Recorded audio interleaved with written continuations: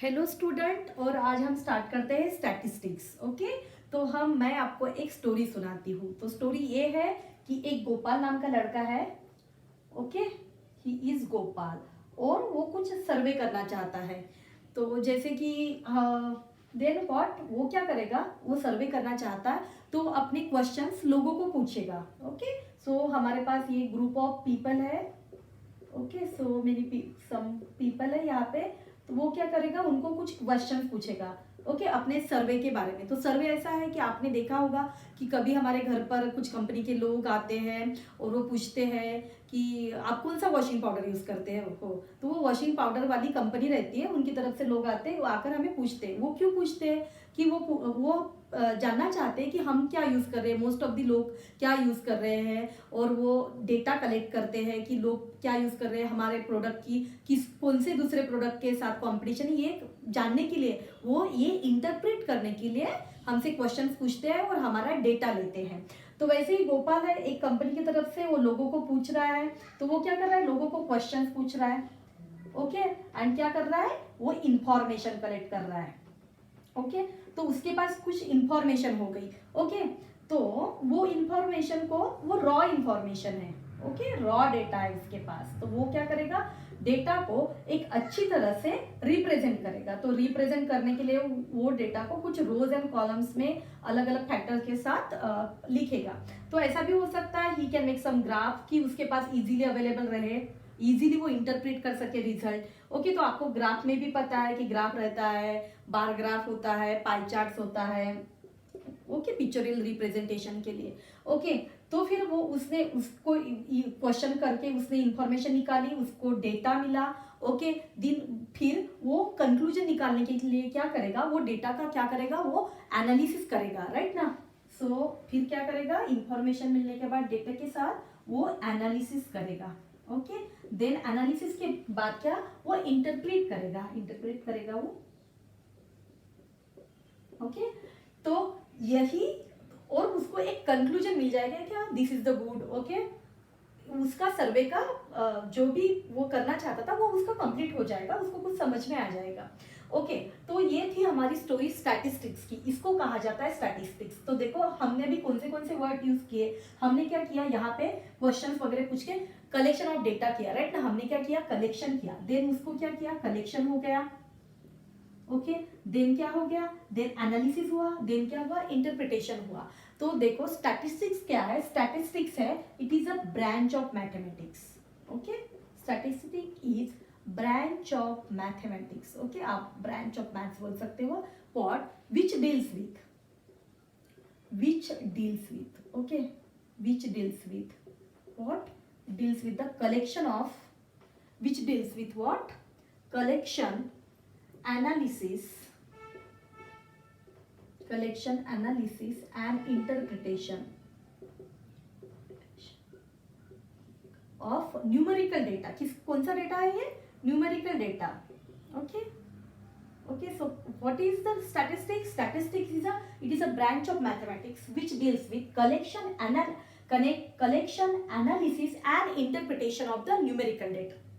Okay, so ये रहा statistic. Okay, तो स्टैटिस्टिक्स में क्या होगा, हमें न्यूमेरिकल डेटा चाहिए। तो आपको पता है स्टैटिस्टिक्स हर फील्ड में यूज किया जाता है, from the science, okay, physics, chemistry, biology, okay, then the agriculture, business में तो ये बहुत यूज होता है, LIC, in every field we can use the statistics. Okay, जो भी हमें इंफॉर्मेशन मिलती है वो हम स्टैटिस्टिक्स के जरिए हमें मिलती है। और आपको पता ही है कि जिसको हम बोलते हैं कि पॉपुलेशन काउंटिंग यानी जनगणना होती है आफ्टर एवरी 10 ईयर्स। ओके, और उसमें हमें पता चलता है कि इंडिया का लिटरेसी रेट कितना है, कितने इलिटरेट लोग हैं, कौन से एज में लोग ज़्यादा लिटरेट है, what is the female literacy rate, what is the mail literacy rate. तो ये क्या हुआ, this is nothing but the statistic, इसको स्टैटिस्टिक्स ही कहा जाता है।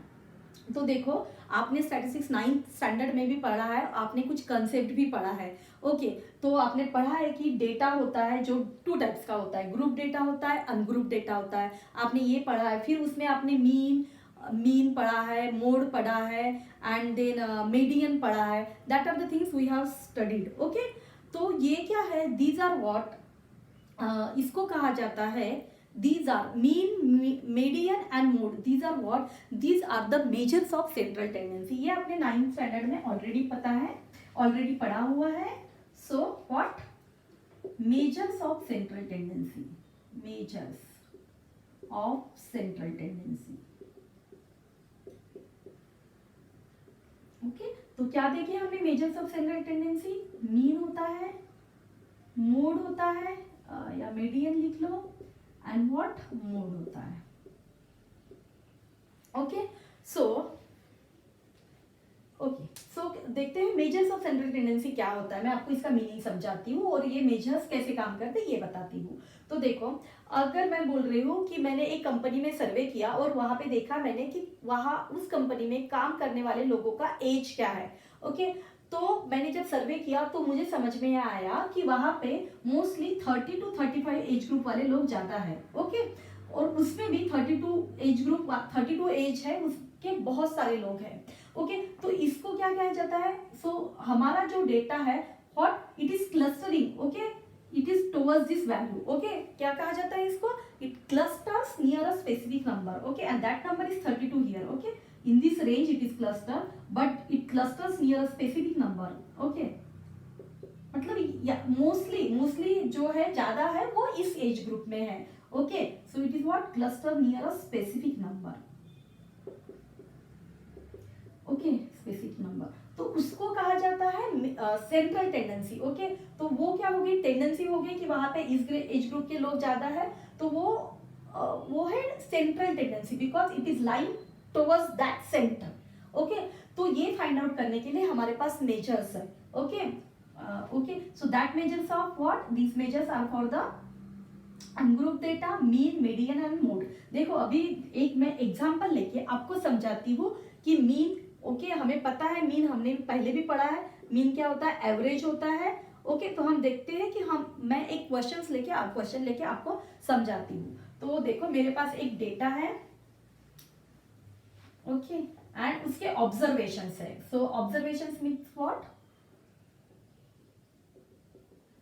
ऑब्जर्वेशंस है. ओके, तो जो भी डेटा है वो है 12, 16, देन 12, 6, 18, 2 और 4. ओके, कुछ भी हो सकता है. ये हो सकता है marks of the students. Okay, so ये मेरे पास दीज आर द ऑब्जर्वेशंस. इसको स्कोर्स भी कहा जाता है. ओके, तो मुझे इसमें से फाइंड आउट करना है कि इसका मीन क्या रहेगा. ओके, तो आपको पता है मीन क्या होता है? सम ऑफ, इसको मैं वैल्यूज भी बोल सकती हूँ, सम ऑफ स्कोर्स बोल सकती हूँ, वैल्यू बोल सकती हूँ.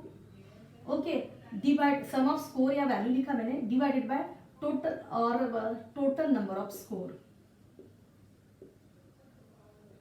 ओके, तो क्या है सम ऑफ स्कोर? मतलब मैं sum of score divided by the total number of score. Total number of score यानी क्या हो गया? कितने नंबर्स है ये पे? 1 2 3 4 5 6 7. तो कितने नंबर्स है ये? These are the 7 numbers. Okay, and sum of the score मतलब मुझे क्या करनी पड़ेगी? इन सब की एडिशन करनी पड़ेगी. तो इसकी एडिशन क्या होगी? देखते हैं, करते हैं. तो देखो 12 12. ओके, 6 18 आए यहाँ पे, तो मैं क्या करती हूँ? इसको 18 बोलती हूँ, एंड ये 4 + 2 6 हो गए, एंड दिस 12 अगेन, ये 18 हो गया. तो 18 3 टाइम्स हो गया. देखो, आप 12 + 6 में ऐसे करो या कैसे भी करो, मैं तो ऐसे कर रही हूँ. ओके, तो ये हो गया 18 × 3, ये 50 पर हो गया, एंड वी लेफ्ट विद 6. देखो मैंने क्या किया? 18 है, 12 + 6 18, 18 18 18 हो गया, 36 हो गया, and this again 4 + 2 6 and 12 + 6 is what? 18. सो 18 3 3 50 पर हो गया, 54 + 60 you will get this is 70. Okay, कैसे भी करो. Okay, so sum of score और वैल्यू क्या है? इट इज 70 है. So 70/7 what? You will get the 10. Okay, तो इसका मीन क्या हुआ? मीन हुआ 10. ओके, मीन का अदर नेम है एवरेज. ओके, मीन को क्या कहा जाता है? उसको एवरेज भी कहा जाता है. वो है 10 है अपना. ओके, नेक्स्ट देखते हैं मीडियन क्या होता है. देखो, मीडियन फाइंड आउट करने के लिए हमें इस जो हमारे ऑब्जर्वेशन है उसको क्या करना पड़ेगा? हमें उसको असेंडिंग ऑर्डर में लिखना पड़ेगा. Ascending order. तो इसकी सबसे पहले हम असेंडिंग ऑर्डर लिखते हैं. तो क्या है असेंडिंग? सबसे फर्स्ट है छोटा, सबसे छोटू क्या है इसमें? 2 है, 4 है, देन 6 है, देन 12, देन व्हाट 16 और 18. ओके, असेंडिंग ऑर्डर में लिखने के बाद we have to find out the middle of this one. Okay, what it is the middle. Ascending order में लिखने के बाद we have to find out the find middle of this one. Okay, middle of the observation लिखती हूँ मैं, या middle of the score. Okay okay, तो देखो ये कितने ऑब्जर्वेशन से हमारे पास 7 है, तो 7 का बीच वाला कौन सा आएगा? 7 का बीच आएगा, 7 का बीच आएगा, it is the fourth one, right ना, मतलब इधर 3 इधर 3. देखो यहाँ पे इधर 3 इधर 3, तो the fourth one is the middle one. Okay, तो इसका मीडियन रहेगा 12. ओके, सो क्या हुआ अपना median? Median is 12. Median is 12. Okay, तो मीडियन को कहा जाता है it is the middle observation. Okay, क्या है ये? This is the middle observation. This is the middle observation. Okay, then next देखते हैं मोड क्या होता है. मोड को कहा जाता है most frequently occurring. Okay, most frequently observing values. Okay, value को कहा जाता है mode. Most frequently awkward value. Okay, तो देखो यहाँ पे which is the most frequently awkward value कौन सी है? देखो 12, राइट ना. 12 क्या आ रहा है? 12 2 टाइम्स आ रहा है. 12 2 टाइम्स ऑकर हो रहा है, राइट ना, 2 टाइम्स ऑकर हो रहा है. So what is the most frequently value? यहाँ पे देखो बाकी कौन सा भी जो वैल्यू है वो रिपीट नहीं हो रहा है, only 12 is occurring 2 times. So what is the mode? Mode is what, ये इसके लिए मोड हो जाएगा 12. ओके, तो इसके अलग अलग मीनिंग से इससे अलग अलग इंटरप्रेट कर सकते हैं कि okay, but that is not our, that is beyond our scope of study. Okay, हमें उतना नहीं करना है, only you have to study the this concept. Measure of central tendency में मीन, मीडियन और मोड क्या होता है अनग्रुप डेटा के लिए, ये देखा हम नेक्स्ट लेक्चर में. अगर देखो ये तो छोटे छोटे डेटा के लिए, मतलब हमारे पास इतने ही ऑब्जर्वेशन है. अगर हमारे पास बहुत सारे ऑब्जर्वेशन है तो हम कैसे सॉल्व करेंगे वो हम नेक्स्ट लेक्चर में कंटिन्यू करेंगे.